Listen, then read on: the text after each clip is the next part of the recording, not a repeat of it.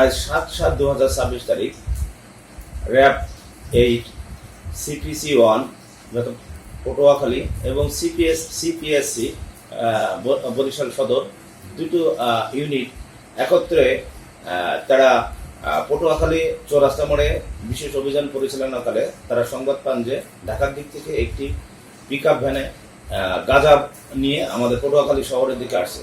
উক্ত সংবাদের ভিত্তিতে র্যাব 8 যৌথ বাহিনী আমাদের লেবুখালী পায়রা টোল প্লাজায় তারা চেকপোস্ট স্থাপন করে।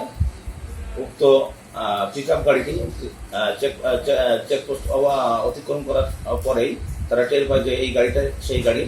পরবর্তীতে তারা বেশ পিছনে থেকে সেটা অনুসরণ করতে থাকে।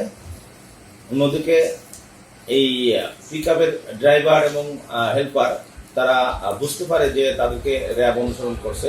এক পর্যায়ে তারা পটুয়াখালী শহরের দিকে না গিয়ে গাড়িটি তারা দ্রুত চালিয়ে আমাদের আঙ্গারিয়া এলাকায় গাড়িটি থামিয়ে তারা দ্রুত পালিয়ে যায়, রেখে পালিয়ে যায়। পরবর্তীতে উক্ত সংবাদ পাওয়ার পর আমাদেরও টিম, আমাদের দুমকি থানা মোবাইল টিমও ঘটনাস্থলে যায়।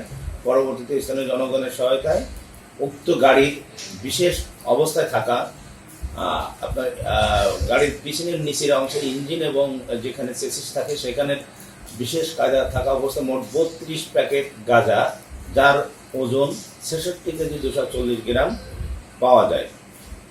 পরবর্তীতে উক্ত ঘটনার সাথে জড়িত আসামিদের শনাক্ত করার জন্য র্যাব সদস্য বা আমরা চেষ্টা করি।